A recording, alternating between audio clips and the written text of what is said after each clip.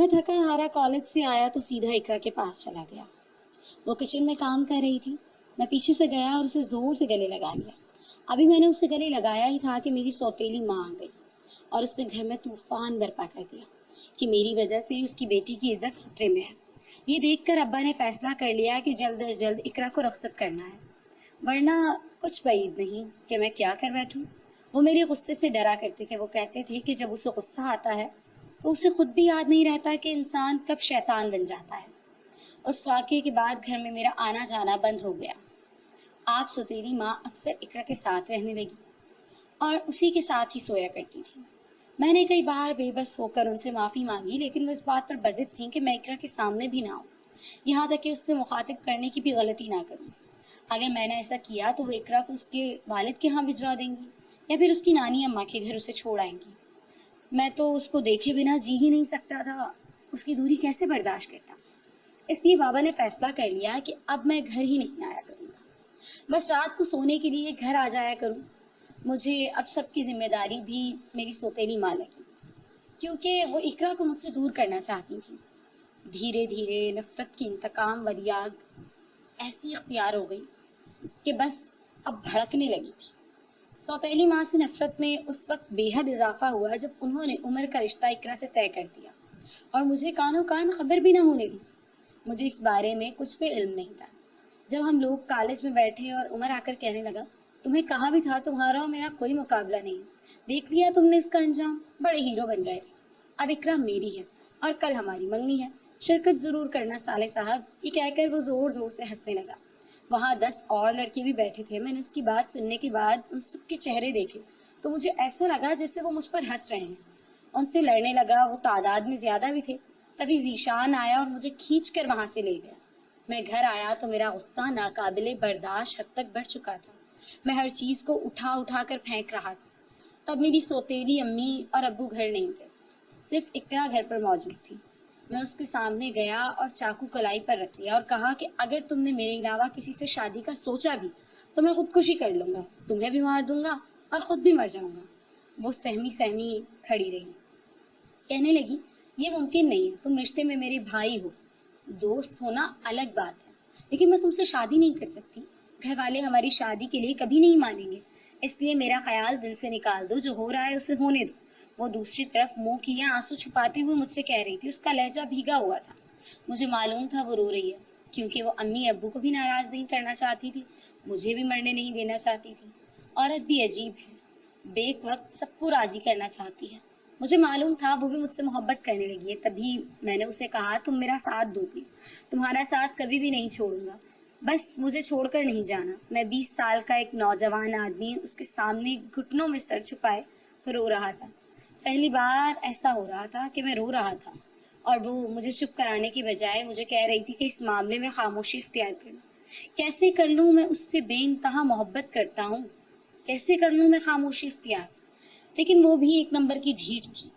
कहने लगे कि कोई भी ऐसा कदम नहीं उठाना। 6 दिन बाद मेरा निकाह, चुपचाप उस निकाह में शामिल हो जाना, ये सब मेरी ख्वाहिश से हो रहा है। अगर तुम मेरी और मेरी मोहब्बत के दरमियान आए तो मुझसे बुरा कोई नहीं होगा। अब तक मैंने तुम्हारी सारी गलतियां बर्दाश्त की हैं, अब बस मेरी बर्दाश्त खत्म हो चुकी है। वो ये कहते हुए वहां से जाने लगी। मुझे अच्छे से मालूम था वो झूठ बोल रही है। जब मैंने उसके दोनों कलाइयां पकड़ी और उसे दीवार के साथ लगा दिया, उसके और मेरे चेहरे के दरमियान चंद इंच का फासला था। मैंने उसकी कलाइयां बहुत जोर से पकड़ी, यहाँ तक कि उसके हाथों में मौजूद चूड़ियां टूट कर गिरने लगी और खून बहने लगे। वो कहने लगी, मुझे दर्द हो रहा है। मैंने उससे कहा, महसूस हो रहा है कि दर्द क्या चीज होती है? मैं भी जब तुम्हें किसी और के साथ देखता हूँ तो मुझे यही महसूस होता है, तुम्हें समझ क्यों नहीं आता? मैं रोते हुए अपने आंसू साफ करने लगा और वहां से जाने लगा। वो अभी तक दीवार के साथ लगी रोने में मसरूफ थी। जब मैंने उसे रोते हुए देखा तो मेरा दिल पिघलने लगा। मैं जल्दी से पट्टी ले आया और उसे चेयर पर बिठाकर उसके हाथों पर वो पट्टी बांधने लगा। वो सिसकियों से रो रही थी और उसके आंसू मेरे दिल पर गिर रहे थे। इकरा, मुझे तकलीफ होती है, मैं तुमसे बेहद मोहब्बत करता हूँ, इतनी कि आज तक किसी ने किसी से मोहब्बत नहीं की होगी। वो रोते हुए कहने लगी, इसका मतलब ये कि तुम मुझे तकलीफ पहुंचाओगे? मैं अपने वालिदैन का कहा नहीं टालूंगी। तुम अगर उनको मनाकर ये शादी रुकवा सकते हो तो रुकवा लो। पट्टी करते हुए मेरे हाथ रुक गए। मैं आंखों में आंसू लिए मुस्कुराने लगा। शुक्रिया, आप देखना मैं कैसे अम्मी अब्बू को मनाता हूँ, देखना वो मान जाएंगे अब्बू। مجھ سے بہت محبت کرتے ہیں بابا امی، وہ مجھے تکلیف میں نہیں دیکھ سکتے۔ یہ کہتے ہوئے اس کے ہاتھوں پر بوسہ دیا اور وہاں سے جانے لگا۔ جب اس نے مجھے روکا اور کہا جو بھی کرنا ہے کرو، لیکن میری عزت پر آنچ مت آنے دینا۔ اگر میری عزت پر ذرا سی بھی آنچ آئی یا کسی نے بھی میرے کردار پر بات کی تو میں زہر کھا لوں گی۔ وہ یہ کہتے ہوئے بھاگتے ہوئے میرے سامنے سے گزر کر چلی گئی۔ میں اسے روکتا ہی رہ گیا۔ اب میں نے اپنے ذہن میں ایک شیطانی منصوبہ بنا لیا جس سے اقرا تک پہنچنا تھا، اور اقرا ہی میرا انجام تھی۔ اقرا میری سوتیلی بہن تھی، میں اس سے بے حد محبت کرتا تھا۔ یہ کوئی عام محبت نہیں تھی، بلکہ میں اس سے پچھلے 15 سالوں سے محبت کرتا آ رہا تھا۔ وہ کسی اور کے نکاح میں چلی جاتی اور مجھے ایسے دیکھتا رہتا، ایسا ناممکن تھا۔ کوئی اس کے ساتھ سہاگرات منائے، یہ میں ہرگز برداشت نہیں کر سکتا تھا۔ میں تو اس کا کسی کو دیکھنا بھی برداشت نہیں کر سکتا، اتنی بڑی بات کیسے برداشت کر لوں؟ میں نے منصوبہ بنا لیا کہ میں ہر حال میں اس کو حاصل کر کے ہی رہوں گا، چاہے اس کے لیے مجھے اپنی جان ہی کیوں نہ قربان کرنی پڑے۔ 5 سال کا تھا میں جب میری ماں کا انتقال ہو گیا۔ میری ماں کی قبر پر مٹی بھی ابھی نہیں سوکھی تھی کہ جب میرے باپ نے دوسری شادی کر لی اور دوسری بیوی بیاہ کر لے آئے۔ میں تب بہت ہی چھوٹا تھا اور مجھے اچھے سے یاد ہے جس دن دوسری ماں بیاہ کر گھر آئی اسی دن مجھے سخت بخار تھا۔ بابا مجھے ایک بار بھی پوچھنے نہیں آئے، ورنہ امی کے ہوتے ہوئے وہ مجھے بے چین ہو جایا کرتے تھے۔ میں بخار میں تڑپ رہا تھا جب ایک چھوٹی سی لڑکی میرے پاس آئی اور میرے ماتھے پر ہاتھ رکھتے ہوئے میرا بخار چیک کرنے لگی۔ میں حیرت سے اسے دیکھنے لگا کیونکہ آج تک میں نے اس لڑکی کو اپنے گھر میں نہیں دیکھا تھا۔ میں نے اسے غصے میں خود سے دور دھکا دیا اور کھڑے ہوتے ہوئے اس سے پوچھا کون ہو تم اور میرے گھر میں کیا کر رہی ہو، میرے کمرے میں کیوں آئی ہو؟ کہنے لگی آپ میرے بھیا ہو نا؟ میں نے اس سے غصے سے کہا نہیں، کوئی نہیں ہے میری بہن۔ آپ کو معلوم نہیں ہوگا، آپ کے بابا نے میری امی سے شادی کر لی ہے، اب آپ کے بابا بھی میرے بابا ہیں اور اس طرح آپ میرے بھائی ہیں اور میری مما آپ کی مما۔ وہ لڑکی اپنے چہرے پر ایک معصوم مسکراہٹ سجائے کھڑی تھی۔ ایک بار تو مجھے اس پر بہت پیار آیا، لیکن دوسرے پل وہ غصہ غالب آ گیا جو مجھے اپنے باپ پر تھا، اور میں نے اس کا ہاتھ جھٹکتے ہوئے اس کو کہا کہ میں کبھی بھی تمہاری امی کو اپنی امی نہیں بلاؤں گا، وہ کبھی بھی میری امی کی جگہ نہیں لے سکتی، اور تم بھی ان کی طرح بری ہو، چلی جاؤ یہاں سے۔ یہ کہتے ہوئے میں روتے ہوئے کونے میں زمین پر بیٹھ گیا اور آنکھوں پر ہاتھ دے دیا۔ وہ بھی ایک نمبر کی ڈھیٹ تھی، مجھ سے دور ہونے کے بجائے میرے پاس آ کر بیٹھ گئی اور کہنے لگی بھیا رو مت، میں آپ کے ساتھ ہوں۔ میں نے اس سے کہا ایک بار کہا ہے نا تمہارا بھائی نہیں ہوں، پھر بار بار کیوں آ جاتی ہو، چلی جاؤ یہاں سے۔ وہ وہاں سے چلی گئی اور جب لوٹی تو ابو اور نئی امی کو ساتھ لے کے آئی کہ دیکھیں بھیا بیٹھے رو رہے ہیں۔ اس وقت میرے ہاتھ میں امی کی قمیض تھی اور میں اسے گلے سے لگائے رونے میں مصروف تھا۔ تبھی بابا نم آنکھوں سے میرے قریب آئے اور کہنے لگے رو مت بیٹا، تمہارے بابا ابھی زندہ ہیں، وہ تمہیں کبھی بھی اکیلا نہیں چھوڑیں گے۔ یہ تمہاری نئی امی ہیں، یہ تمہارا بالکل ویسے ہی خیال رکھیں گی جیسے تمہاری اپنی امی خیال رکھا کرتی ہیں۔ مجھے بہت پیار سے سمجھانے لگے، مجھے زمین سے اٹھایا اور بیڈ پر بٹھایا۔ میں کہنے لگا یہ جتنا بھی میری امی بننے کی کوشش کریں یہ میری امی کی جگہ نہیں لے سکتی۔ میں ان سے بدتمیزی کرنے لگا، میرے گال آنسو بھگو رہے تھے۔ آپ بھی مجھے بھول جائیں گے، جیسے آپ رات میرے ساتھ نہیں سوئے اور مجھے بخار ہوتے ہوئے بھی آپ میرا حال چال پوچھنے نہیں آئے۔ آپ بہت برے بن گئے ہیں۔ انہوں نے مجھے زور سے گلے لگایا، نئی امی سوپ بنا کر لے آئیں اور وہ چھوٹی لڑکی بھی ان کے ساتھ تھی۔ وہ ابھی تک چہرے پر مسکراہٹ سجائے مجھے دیکھ رہی تھی۔ مجھے اس پر بہت غصہ آ رہا تھا، میں بچپن سے ہی غصے کا بہت تیز مشہور تھا۔ میری امی اکثر مجھے سمجھایا کرتی تھیں لیکن غصہ تو مجھے وراثت میں ملا تھا۔ یوں ہی دن گزرنے لگے۔ اب میرا مقصد صرف ایک تھا کہ کسی طرح نئی امی کو پریشان کیا جائے۔ میں وہ ہر کام کرنے لگا جس سے وہ پریشان ہوئے، جس کی وجہ سے ابو ان کو ڈانٹے۔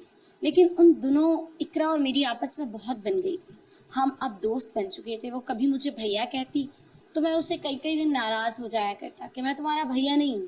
وہ مجھے بھیا نہیں کہتی تھی لیکن مجھے میرے نام سے بلانے لگی۔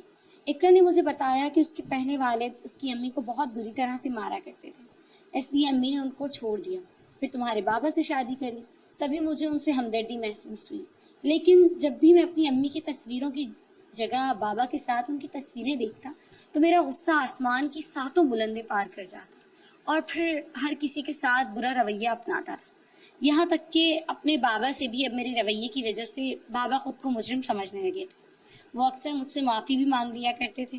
وہ اپنے اصولوں کے پکے تھے اور چاہتے بھی تھے کہ میں انہی کی طرح بنوں، لیکن نہ جانے کیوں نئی امی کو دیکھ کر مجھے خود پر کنٹرول نہیں رہتا اور میں برتن اٹھا کر غصے میں مارنے لگتا تھا۔ اور جب بابا یا سوتیلی امی مجھے ڈانٹنے لگتے تب اقرا مجھے بچا لیا کرتی۔ نہیں امی ایک اسکول میں پڑھایا کرتی تھی، انہوں نے اقرا اور میرا ایڈمیشن بھی وہیں کروا دیا تھا. میرا کام صرف اتنا رہ گیا تھا کہ ہر وقت انہیں پریشان کروں اور مجھے دلی سکون ملتا تھا. میری وجہ سے اکثر بس چھوٹ جاتی تھی کیونکہ میں جان بوجھ کر دیر سے اسکول کے لیے تیار ہوا کرتا. اگر وہ ٹفن تیار کر کے جاتی تو میں ٹفن کا کھانا نکال کر کچن میں رکھ دیا کرتا. جب وہ اسکول جا کے دیکھتی تو ڈبہ خالی ہوتا. وہ جتنا مجھ سے ہمدردی کرتی میں اتنا ان سے بدتمیزی کرنے لگتا. ایک بار تو حد ہی ہو گئی. جب پیپر کر کے آیا مجھ سے سوال پوچھ رہے کہ کیسا ہوا پیپر. میں نے کہا میرا پیپر تو ایک دم فرسٹ کلاس ہوا کیونکہ میری امی ٹیچر ہیں. انہوں نے مجھے سارا پیپر بتا دیا تھا. دھیرے دھیرے یہ بات پرنسپل تک جا پہنچی. انہوں نے امی کو طلب کر لیا اور اس کے بعد انہوں نے امی کو جاب سے نکال دیا. گھر آ کر انہوں نے جب ابو کو بتایا تو زندگی میں پہلی بار ابو نے بہت مارا. جب میں 13 سال کا ایک جذباتی بچہ تھا ان کے ایسے رویے پر میں اپنی غلطی کو نظر انداز کیے خودکشی کے بارے میں سوچنے لگا. تبھی میں نے اپنی کلائی کاٹ لی. بر وقت اقرا نے مجھے دیکھ لیا اور مجھے بچا لیا. تب بھی بابا مجھے پوچھنے نہیں آئے اور میں ساری رات روتا رہا کیونکہ وہ مجھ سے سخت ناراض تھے. اس وقت بھی اقرا میری خدمت کرتی رہی یہاں تک کہ میرے جینے کی وجہ وہی رہی اور وہ ہر مشکل میں میرا ساتھ دیتی اور مجھے یقین دلاتی کہ کوئی میرا ساتھ دے نہ دے میرے ساتھ کھڑی رہے گی. میں خود کو اکیلا محسوس کرتا تھا تو میرے کمرے میں آ جاتی تھی اور ہم بہت سی باتیں کرتے تھے چاہے حالات جیسے بھی کیوں نہ ہو جائیں کیونکہ اب ہم دھیرے دھیرے بڑے ہو رہے تھے تو اب ہمارے درمیان یہ فرق ختم ہوتا جا رہا تھا. میں اسے دوسری نظر سے دیکھنے لگا تھا. ابو نے بھی یہ بات محسوس کر لی تھی. ایک دن انہوں نے مجھے اپنے کمرے میں بلایا اور کہا کہ اب تم دونوں بڑے ہو گئے ہو اس طرح بلا جھجک ایک دوسرے کے کمروں میں مت جایا کرو اور دوبارہ میں تمہیں رات کے وقت اس کے کمرے میں نہ دیکھوں. مجھے بہت غصہ آیا. میرے ہاتھ میں جو چائے کا کپ تھا میں نے دیوار پر دے مارا اور وہاں سے چلا گیا. ابو مجھے پیچھے سے بلاتے رہے اور اقرا تو گیٹ تک میرے ساتھ آئی کہ رک جاؤ بابا کی بات تو سن لو. لیکن میں نے سب کی بات سنی اور انسنی کر دی. وہاں سے اپنے دوست ذیشان کے گھر آ گیا. اقرا کے بعد وہ میرا واحد دوست تھا جس کی وجہ سے میں ابھی تک زندہ تھا ورنہ جتنا میں حساس تھا اب تک تو میں اپنی جان سے ہاتھ دھو بیٹھتا. اس سے میں ہر وقت میری ناک پر موجود ہوتا. میں کوئی نہ کوئی الٹا کام کرتا. اسکول میں بھی ایسا ہوتا تھا کہ میں اپنے سینئر سے بچوں سے لڑ آیا کرتا تھا اور اس میں بھی ذیشان مجھے بچایا کرتا تھا. ایک دن میں اسکول گیا تو میں نے جانو لڑکوں کو اقرا کے بارے میں بات کرتے ہوئے پا لیا. ان میں سے ایک لڑکا جس کے والد ACP تھے وہ کہنے لگا مجھے اقرا بہت پسند ہے اور اگر بڑے ہو کر مجھے موقع ملا تو میں اس سے ہی شادی کروں گا. اور یہ سن کر غصے کی میری رگ تن گئی اور میں غصے سے پاگل ہوتے ہوئے اس لڑکے کو مارنے لگا. اتنا مارا کہ وہ بے ہوش ہو گیا. تبھی مجبوراً پرنسپل کو پولیس بلانا پڑا. اس لڑکی کے والد پولیس میں تھے. انہوں نے فوراً مجھے سلاخوں کے پیچھے قید کروا دیا. اب جب میرے والد کو کال گئی تو انہیں یقین نہیں آیا کہ پولیس اسٹیشن آ کر انہوں نے مجھے بہت ڈانٹا.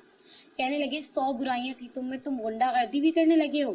کہیں بھی تم نے ہمیں منہ دکھانے لائق نہیں چھوڑا. جب تک پولیس اسٹیشن میں ہے تب تک مجھے گالیاں دیتے رہے. جمع خون تھا سب کے سامنے اب کی سب کی برداشت نہیں کر پا رہا تھا. مجھے غصہ آ گیا اور میں نے اپنے والد پر چلاتے ہوئے چپ رہنے کو کہا لیکن وہ پھر بھی چپ نہیں ہوئی بلکہ الٹا مجھے تھپڑ مار دیا. وہ حیرت سے گنگ انہیں دیکھنے لگا. بس مجھے یقین نہیں آ رہا تھا کہ آج 4 سال بعد انہوں نے مجھ پر ہاتھ اٹھایا تھا اور وہ بھی سب کے سامنے. میں برداشت نہیں کر پا رہا تھا. مجھے اپنے ماں باپ سے سخت نفرت محسوس ہوئی. انہوں نے یہ معلوم کرنے کی بھی کوشش نہیں کی کہ میں نے اس لڑکے کو کیوں مارا تھا. وہ تو بس آتے ساتھ ہی شروع ہو گئے تھے. اپنے باپ سے بھی اب میں نے دوری بنا لی تھی. جس نے اقرا کو چھیڑا تھا اس کا نام عمر تھا اور وہ میری سوتیلی ماں کا رشتہ دار تھا. جب میری سوتیلی ماں نے عمر کے حق میں بولا اور گھر آتے ساتھ ہی مجھے ابو سے اور زیادہ ڈانٹ پڑوائی تو میرے دل میں ان کے لیے اور زیادہ نفرت بڑھ گئی. پہلے ابو مجھ سے کتنی محبت کیا کرتے تھے لیکن نئی امی کے آنے کی وجہ سے وہ مجھ سے کھچے کھچے رہنے لگے تھے. مجھے لگا وہ انہیں میرے خلاف بھڑکاتی ہیں لیکن وہ تو مجھے راہ راست پر آنے کے لیے ایسا کرتی تھی. پہلے ہی اپنی ماں کی جگہ لینے پر میں ان سے شدید نفرت کرتا تھا. اب ان سے اس چیز کا بدلہ لینا چاہتا تھا کہ وہ پہلی بار میں نے انہیں دیکھا تو سوچا کہ اقرا کے ذریعے ان سے بدلہ لوں گا. میں اقرا کو ان کے خلاف کر دوں گا جیسے وہ میرے والد کو میرے خلاف کر دیتی ہیں. اب بھی میں اس سے بے حد محبت کرتا تھا. اس کے لیے دکھ نہیں بننا چاہتا تھا نہ ہی کوئی دکھ دینا چاہتا تھا کہ وہ مشکل میں پھنس جائے. وہ اتنی معصوم تھی کہ اس پر کوئی الزام بھی نہیں لگا سکتا تھا. ایک دن میں بہت اداس تھا. یہ تو میرا معمول تھا کہ میری اداسی یا تو ذیشان ختم کر سکتا تھا یا اقرا کیونکہ میں بہت پریشان ہوتا تھا تو انہیں دو کے پاس جایا کرتا تھا. اس کے علاوہ اس دوران کوئی بھی میرے پاس آتا تو اس کی شامت آ جاتی. اب جب مجھے پتا چلا عمر اور اقرا کا نکاح ساتھ طے پا گیا ہے تو میں غصے سے پاگل ہو رہا تھا. ذیشان مجھے سنبھال رہا تھا. نکاح میں 6 دن رہ گئے تھے اور مجھے انہی 6 دنوں میں کچھ کرنا تھا. رات کو امی ابو گھر آئے تو میں ایک فرما بردار بیٹے کی طرح ان کے سامنے بیٹھ گیا. ابو کہنے لگے آج خیر تو ہے. میں نے خود پر کنٹرول کرتے ہوئے ابو جان اگر آپ نے میرا کہا نہ مانا تو انجام کے ذمہ دار آپ خود ہوں گے. میں سر جھکاتے ہوئے ابھی تمہید باندھ رہا تھا جب ابو کو بھی محسوس ہونے لگا کہ میں اپنے آنسوؤں کو روک رہا ہوں. میں نے ساری باتیں بھول کر روتے ہوئے اپنے باپ کے پاؤں میں بیٹھ گیا اور کہنے لگا بابا آپ کو اس محبت کا واسطہ جو آپ نے امی جان سے کی تھی خدا کے لیے مجھے میری اقرا دے دیں. میں اس کے بنا نہیں رہ سکتا. اگر میں اس کے بنا رہا تو مر جاؤں گی. میں روتے ہوئے اپنے باپ کے پاؤں پڑ گیا. میرا باپ یہ سن کر سرد چہرے کے ساتھ مجھے حیرت سے دیکھنے لگا. تم نے غلط وقت پر مجھ سے غلط چیز مانگی ہے. وہ رشتے میں تمہاری بہن ہوتی ہے. اس سے پہلے کہ میرا غصہ بڑھے تم میری نظروں سے اوجھل ہو جاؤ. یہ نہ ہو کہ میں تمہارا قتل کر دوں. میں حیرت سے اپنے باپ کو دیکھنے لگا جو ان کی ٹانگ میں پکڑی ہوئی تھی. انہوں نے اسی سے مجھے دھکا دے مارا اور میں دور جا گرا. میں نے اپنا تھوڑا سا سامان پیک کیا اور ذیشان کے گھر چلا گیا. رات کو جب سب سو گئے تو مجھے معلوم تھا امی ابو دونوں کی نیند دوائی کھا کر سوتے ہیں. تبھی میں اقرا کے کمرے میں گیا اور اسے کہنے لگا کہ اگر تو نے مجھ سے شادی نہیں کی تو میں سچ میں تمہیں مار ڈالوں گا اور خود بھی مر جاؤں گا. میں اس کے نکاح سے پہلے ہر رات کو اس کے پاس جاتا تھا. 5ویں دن ہے میری سوتیلی ماں نے مجھے دیکھ لیا اور اس نے چور سمجھ کر سارے گھر میں شور مچا دیا. مجھے کچھ اور سمجھ نہیں آیا تو میں نے دیوار سے چھلانگ لگا لی. تب میری جان تو بچ گئی تھی لیکن میری بازو کی ہڈی ٹوٹ گئی تھی کیونکہ میں بہت اونچائی سے گرا تھا. ذیشان کے ساتھ مل کر میں نے یہ نکاح رکوانے کا منصوبہ بنا لیا تھا. ذیشان نے بتایا کہ اس کے ماموں بہت اثر و رسوخ والے انسان ہیں. علاقے میں ان کا روب اور دبدبہ ہے. ان کی اجازت اس کے علاوہ کوئی بھی نہیں اس علاقے میں داخل تک نہیں ہو سکتا. تم لوگ وہاں چلے جانا. وہ تمہیں ہر طرح سے سپورٹ کریں گے. اصل مسئلہ یہ تھا کہ اقرا میرے ساتھ جانے کو تیار نہیں تھی اس لیے میں نے اس کو اغوا کرنے کا منصوبہ بنایا. نکاح کے دن میں گھر گیا. میں نے روتے ہوئے اپنے باپ سے معافی مانگی کہ مجھے معاف کر دیں اور مجھے ایک بھائی کی ذمہ داری نبھانے دیں. میں سارے انتظامات خود کرنا چاہتا ہوں. پہلے تو وہ راضی نہیں ہوئے لیکن بعد میں سوتیلی ماں کے کہنے پر انہوں نے مجھے اجازت دی. میں جب پولر سے اقرا کو لینے گیا تو راستے میں نے ایک جوس پلایا. وہ جوس نہیں پینا چاہتی تھی لیکن میں نے اسے یقین دلوایا کیونکہ وہ مجھ پر یقین کرتی بھی تھی.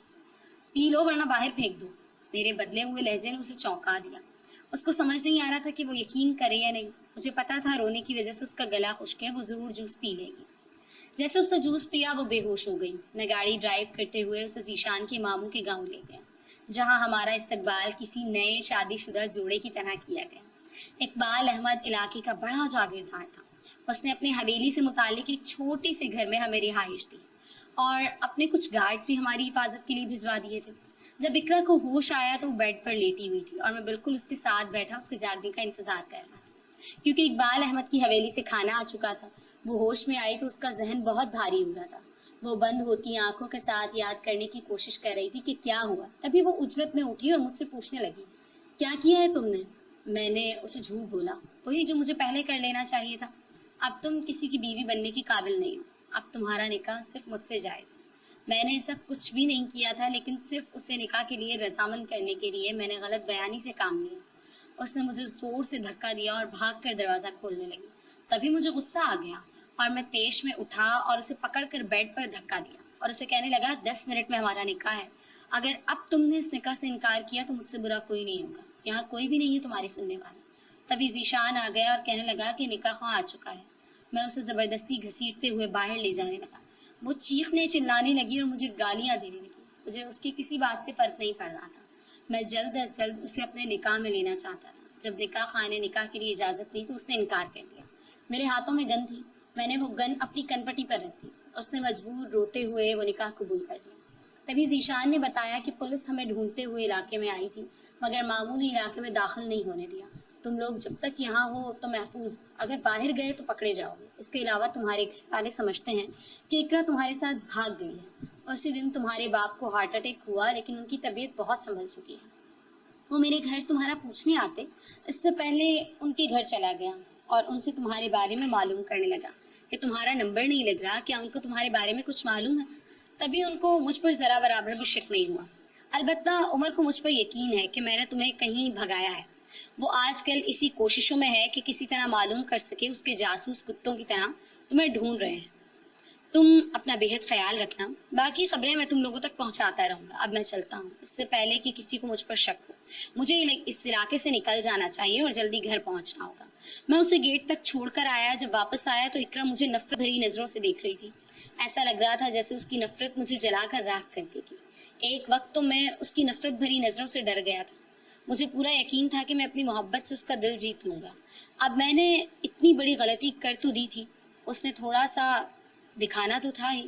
مجھے نہیں پتا تھا میں اس کی زندگی تباہ کر دوں گا. میں تو اس کی زندگی سنوارنے چلا تھا. نہیں پتا تھا کہ اپنی محبت کے حصول میں اس کی عزت ہی داغدار کر بیٹھوں گا. مجھ سے وہ ہو گیا جو اسے خودکشی کرنے پر مجبور کر گیا. دراصل ہوا یوں تھا کہ کب تک اقبال احمد کے در پر مہمان بن کر پڑا رہتا. میں نے سوچا کہیں تو کام کرنا پڑے گا. اب مجھ پر اقرا کی بھی ذمہ داری ہے. یہ میں نے فیصلہ کیا کہ مجھے اس علاقے سے باہر نہیں جانا چاہیے, ادھر ہی کام ڈھونڈنا چاہیے. میں نے اقبال احمد سے ذکر کیا تو اس نے کہا میرے پاس تمہارے لیے ایک معقول کام ہے, اگر تم کرنا چاہو تو. میں نے کہا میں کسی طرح کا بھی کام کرنے کے لیے تیار ہوں, لیکن مجھے اس علاقے سے دور مت دیجیے گا. وہ کہنے لگے میں سب کچھ سمجھتا ہوں, تم پڑھے لکھے ہو, سمجھدار ہو, چاہتا ہوں تم میرا حساب کتاب سنبھالو. زمینوں سے اس سال کتنا پیسہ آیا اور کتنا منافع ہوا تم ہر ماہ کا حساب دیا کرنا. لیکن ایک بات یاد رکھو, میں تمہیں ملکوں کی زمینوں کی طرف نہیں جانا. اگر وہاں گئے تو مارے جاؤ گے. میں نے کہا اس کی کوئی خاص وجہ؟ تو کہنے لگے ابھی تم بچے ہو, اس بات کو سمجھنے سے قاصر ہو, اس لیے خود کو ان باتوں سے دور رکھو. نکاح کے بعد سے ہی اقرا نے مجھے اپنے قریب تک نہیں آنے دیا تھا. وہ مجھ سے بہت دور دور رہنے لگی تھی. ہر وقت مجھ پر غصہ کرتی اور اتنے نفرت بھرے جملے ادا کرتی کہ میرا دل زخمی ہو جاتا. اس لیے میں نے خود کو کام میں مصروف کر لیا. میں اسے وقت دینا چاہتا تھا کہ وہ اس رشتے کی نوعیت کو سمجھے. دھیرے دھیرے ہمارے رشتے میں خاموشی بڑھتی جا رہی تھی. ایک دن میں نے سوچا اس خاموشی کو توڑا جائے. اب کب تک اس طرح زندگی گزار سکتے ہیں؟ میں نے جس کو حاصل کرنے کے لیے اتنا کچھ کیا, اگر وہی مجھ سے منہ موڑ کر رکھے گی تو ہماری زندگی کیسے گزرے؟ میں ابھی یہ سوچ ہی رہا تھا کہ ایک ملازم آ کر کہنے لگا کہ اقبال علاقے میں موجود نہیں ہے. خدا ملکوں کی طرف کی خیر رکھے. میں اسے حیرت سے دیکھنے لگا. یہ کیا کہہ رہے ہو خدا بخش؟ اس کے چہرے پر فکر مندی کے آثار واضح دکھائی دے رہے تھے. ایسا کیا ہوتا ہے جو تم اتنے پریشان ہو؟ کہنے لگے شہری بابو, تمہیں نہیں پتا کہ کس قدر شفاق ہیں یہ لوگ. عورت کے بدلے عورت, وہ رازدارانہ انداز میں مجھے بتانے لگا. میں متجسس ہو کر اس کی بات کو غور سے سننے لگا. کہنے لگا پچھلے سال اقبال احمد کے آدمیوں میں سے ایک نے ملکوں کی گاؤں کی ایک لڑکی کو بھگا کر شادی کر لی. یہ بات یہاں کے علاقے کے لوگوں کے غیرت کو للکارتی ہے. وہ بدلہ ضرور لیں گے. وہ اس انتظار میں تھے کہ کسی طرح اقبال احمد اس علاقے سے جائیں. وہ کب سے اس کے تعاقب میں بیٹھے تھے. آج کی رات اس گاؤں پر بہت بھاری ہے, تم بھی گھر جلدی لوٹ جانا. صبح خیر کا سورج اگے. بہت سا کام رہتا ہے. میں نے سوچا میں جلدی جلدی کام ختم کر کے یہاں سے نکل جاؤں.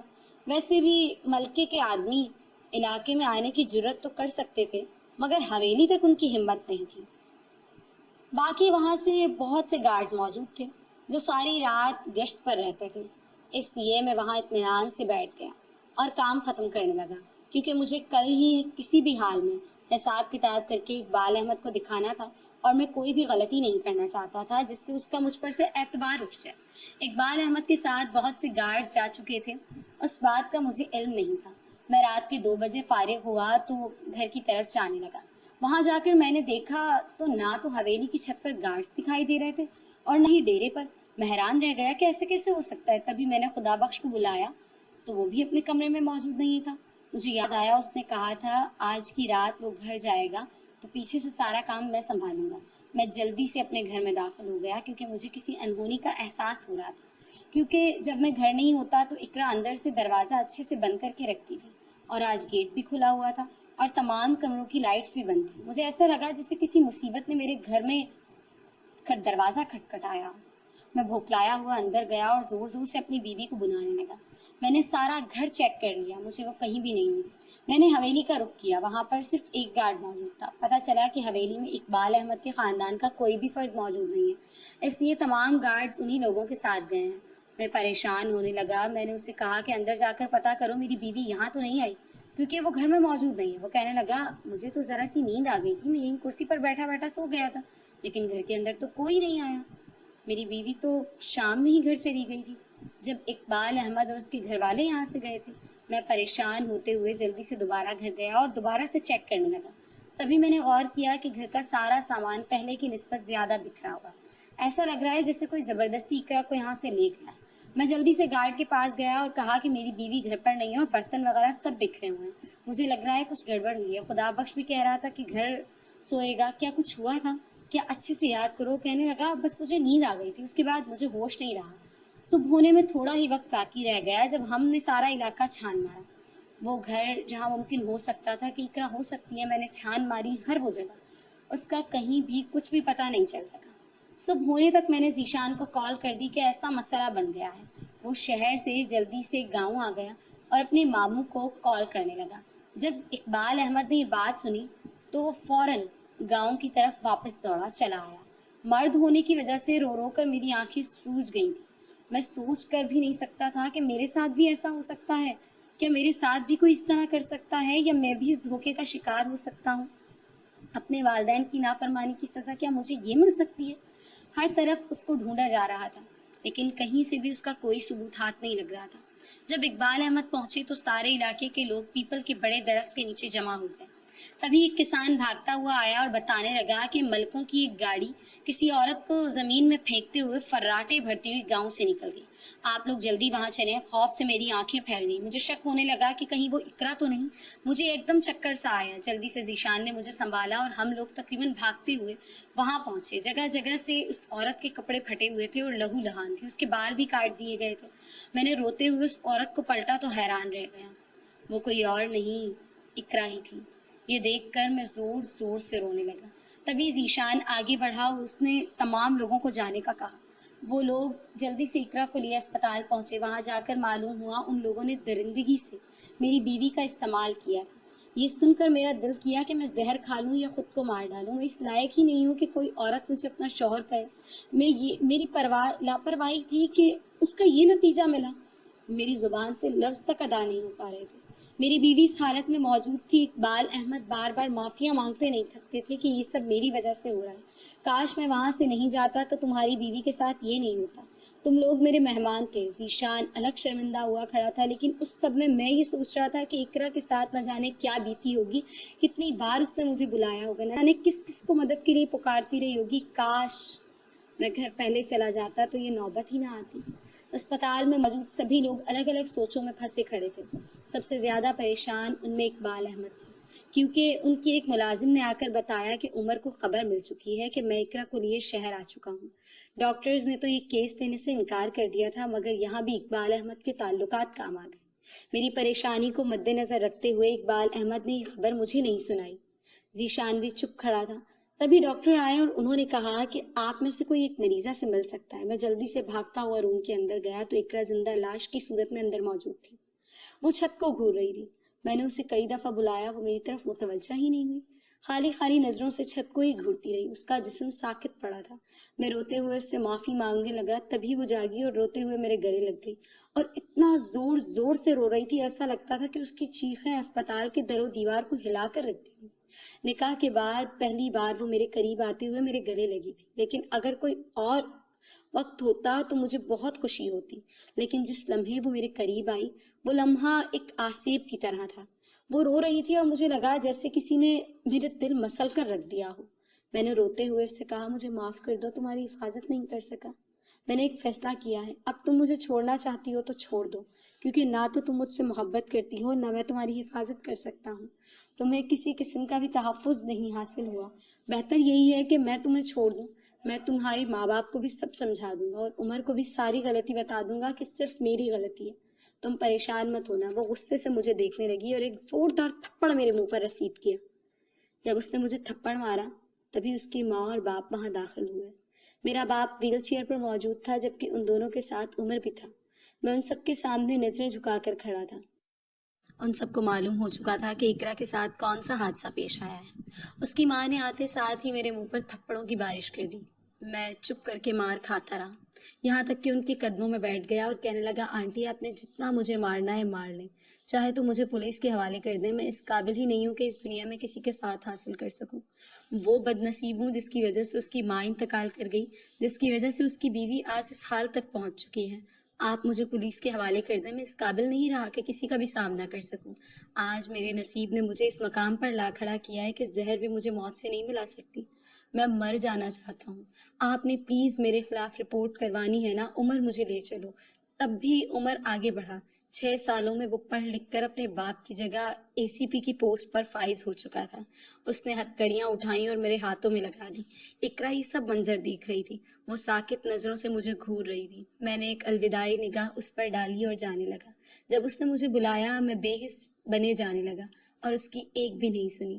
اس کی ماں اسے روک رہی تھی کہ اس جیسے انسان کا یہی انجام ہونا چاہیے، تم پریشان نہ ہو، تمہاری اس سے طلاق دلوا دیں گے۔ مجھے سب پتہ چل چکا ہے کہ اس نے تمہارے ساتھ زبردستی نکاح کیا ہے۔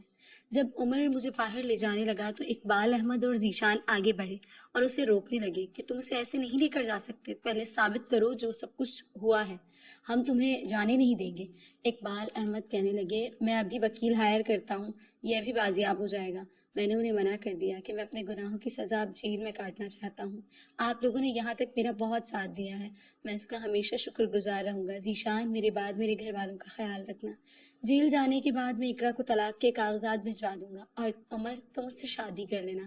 عمر کہنے لگا میں نے آج تک شادی اس لیے نہیں کی کیونکہ میں واقعی میں اقرا کو چاہتا ہوں، مگر میں اب اس سے شادی نہیں کرنا چاہتا، اس لیے میں معذرت خواہ ہوں کیونکہ میرا نکاح ہو چکا ہے اور میں اس لڑکی کو دھوکہ نہیں دے سکتا جو پچھلے 5 سالوں سے میرے نکاح میں بیٹھی ہے۔ میں اسے حیرت سے دیکھنے لگا، وہ سر جھٹکتے ہوئے وہاں سے جانے لگا۔ یہ سب میری وجہ سے ہوا تھا۔ عمر اس کے لیے بہترین انسان تھا، میں نے اس کا نصیب چھین لیا، خود سکون سے نہ رہا نہ اسے رہنے دیا۔ ابھی زندگی کے امتحان ختم نہیں ہوئے تھے کہ ابھی تو مقابلہ شروع ہوا تھا۔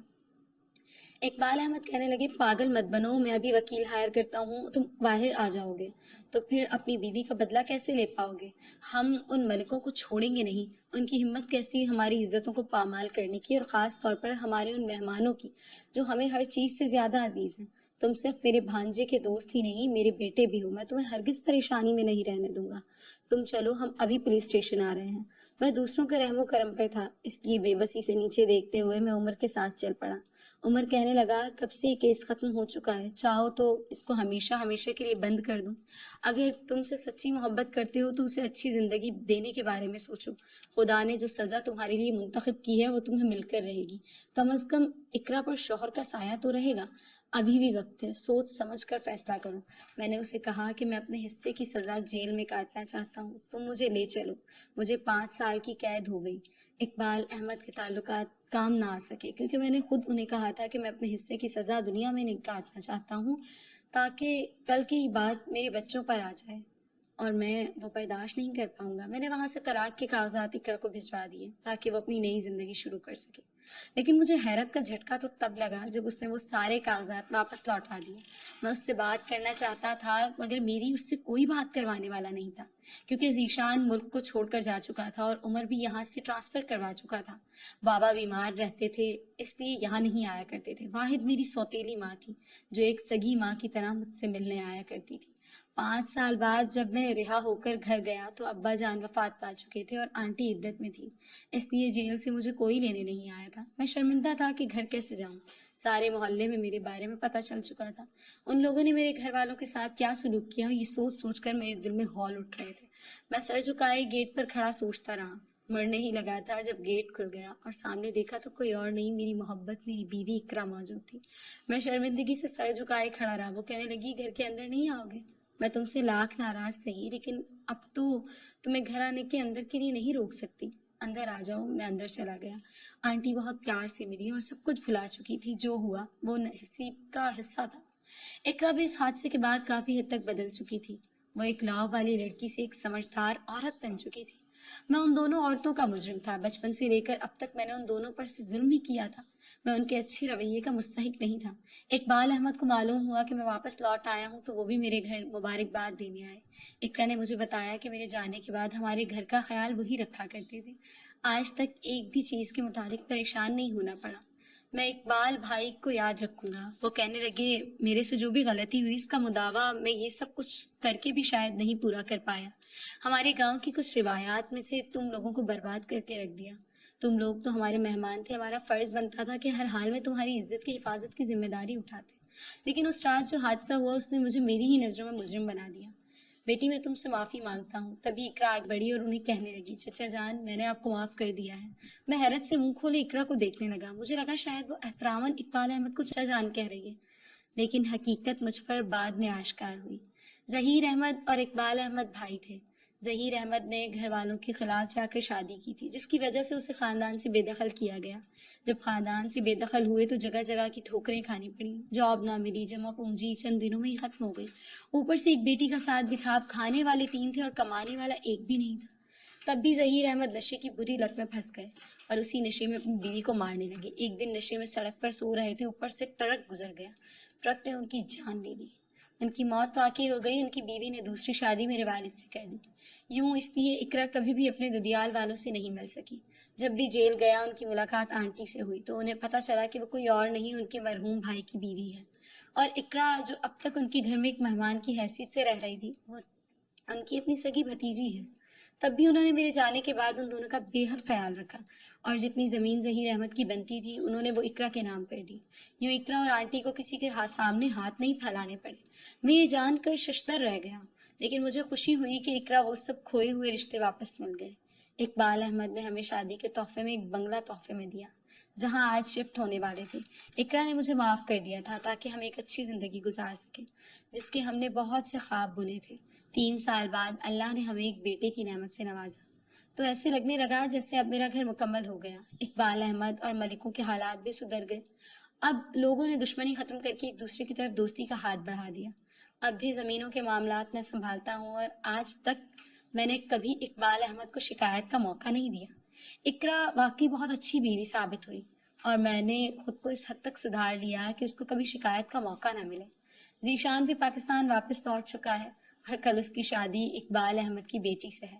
ہم سب لوگوں نے اپنے اپنے حصے کے غم جھیلنے کو ہماری خوشیاں منتظر رہیں جن کے لیے ہم نے برسوں انتظار کیا تھا.